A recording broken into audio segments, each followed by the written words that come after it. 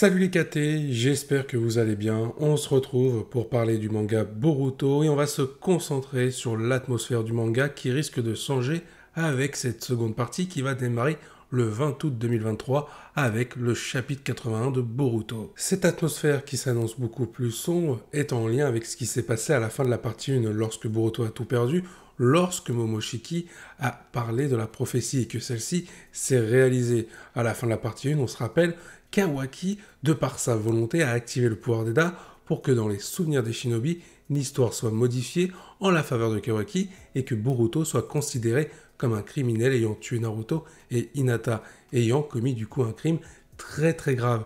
Du coup, il faut que les conséquences qui vont nous être montrées, même si on en a vu quelques-unes à la fin de la partie 1, mais dans la partie 2, il faut que les conséquences soient à la hauteur de ce qui nous a été montré pour que l'histoire tourne vraiment dans une atmosphère sombre par rapport déjà à des personnages qui vont changer de mentalité, qui vont évoluer en fonction du contexte. À la fin de la partie 1, on a un teasing sur Sarada qui développe le mangaka Sharingan par rapport à tout ce qui se passe, par rapport à toutes les émotions qu'elle ressent. Forcément, vu que l'histoire a fragilisé le personnage de Boruto sur tout ce qui s'est passé, le personnage de Sarada en est impacté. Donc elle va devoir évoluer, peut-être changer de mentalité, tout en gardant quelques caractéristiques qu'elle avait dans la partie 1, pour pouvoir comprendre ce qui se passe et pouvoir aider au mieux Boruto. Certains personnages aussi vont évoluer en fonction du pouvoir d'Eda, en fonction de ce qui s'est passé. Le personnage de Mitsuki, il veut venger Kawaki car il pense que c'est son ami de toujours. En réalité, c'est Boruto, ça on le sait, mais Mitsuki ne le sait plus par rapport à ses souvenirs. Mitsuki pourrait partir en quête de vengeance pour venger Kawaki sur ce qu'a soi-disant fait Boruto. Mitsuki pourrait donc évoluer, être en quête de puissance pour tuer Boruto par rapport à ce qu'a fait soi-disant Boruto, c'est-à-dire à l'égard de Kawaki, mais aussi à l'égard de Naruto et Hinata. Le personnage d'Imawari aussi, qu'on n'a pas vu à la fin de la partie 1, qui a forcément été impacté, qu'elle soit affectée ou non, a forcément été touché sur ce qu'il se passe, que ce soit par rapport à son entourage, ça c'est logique, par rapport à Naruto et Hinata, mais aussi par rapport à peut-être l'inversion de frères qu'elle a eue entre Boruto et Kawaki, si elle a été affectée. Mais évidemment, elle ne comprendra pas directement, si elle n'est pas affectée, pourquoi tout le monde veut tuer Boruto, et tout simplement, tout le monde se trouve du côté de Kawaki. Donc, de ce côté-là aussi, il doit y avoir un impact du côté familial pour la famille de Boruto, pas seulement que pour Boruto. Il faut que l'entourage autour de Boruto, un entourage proche, soit impacté pour rendre les conséquences encore plus touchantes. Ensuite, il faut que les conséquences soient irréversibles. Pour moi, et ça me semble évident, à la fin de l'œuvre de Boruto, ça devrait se terminer sur un happy end. Si ça se termine autrement, ce serait très surprenant, et pourquoi pas, de la part de Kishimoto, il faut s'attendre à tout. Même si je pense, comme je l'ai évoqué, que ça se terminera sur un happy end. Mais malgré tout, si ça se termine sur une fin heureuse pour le personnage de Boruto, il faut que les conséquences qui nous ont été montrées à la fin de la partie 1, certaines caractéristiques ne doivent pas bouger. Il faut qu'il y ait des conséquences irréversibles. Avec la mort de certains personnages qu'on ne peut pas ramener à la vie, à part avec l'Edo Tensei, mais même ça, il faudrait l'oublier, il faut passer à autre chose.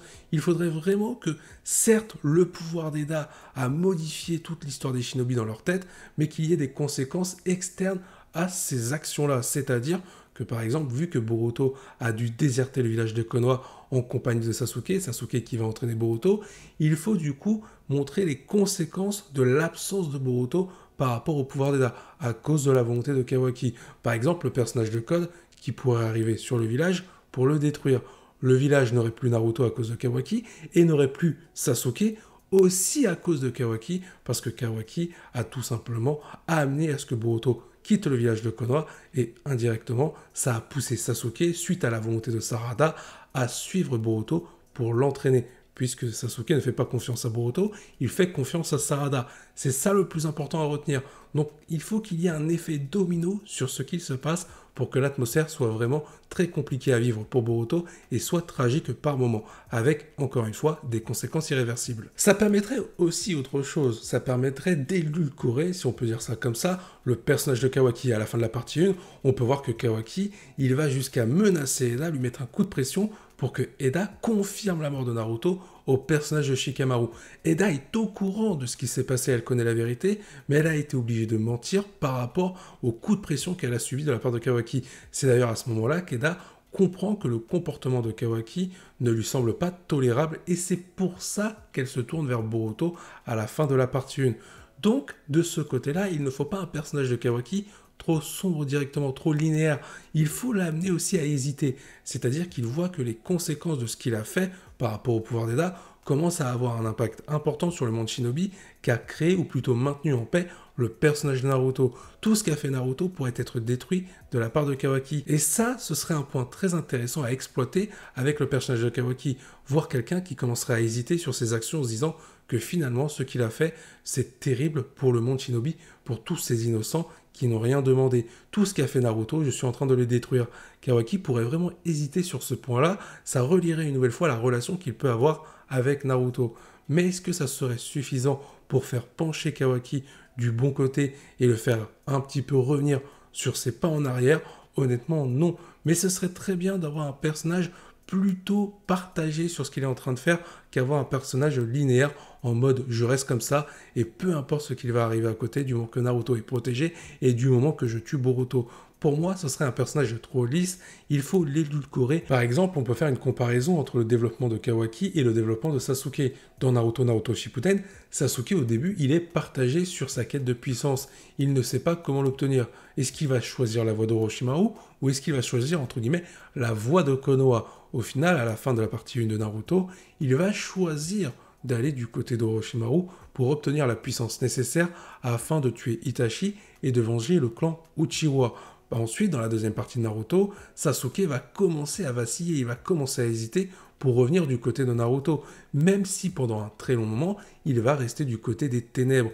Là, pour Kawaki, il nous faut à peu près la même chose, sans forcément calquer sur le développement de Sasuke. Attention, il faut quelque chose d'inédit, mais pas quelque chose de trop lisse à la fois. Ça pourrait être bénéfique aussi pour le développement de Kawaki, parce que tout simplement, on sait que Kawaki, de par son passé, par rapport à tout ce qu'il a traversé, on peut comprendre ses actions, même si elles sont épouvantables et qu'elles ne sont pas tolérables. Maintenant, rendre le personnage complètement dark, complètement méchant, ce serait faire une erreur pour moi dans son évolution. Le personnage de Kawaki doit vraiment avoir ce côté mitigé entre le bien et le mal. Il doit représenter un certain équilibre qu'il n'arrive pas à trouver, mais qu'il va trouver à la fin de l'œuvre pour se ranger du côté de Boruto. Ça pourrait être très intéressant parce que le personnage de Kawaki, malgré tout, il incarne les inégalités du monde Shinobi. Du côté de Boruto, on a vu que le monde était en paix et que le monde vivait bien.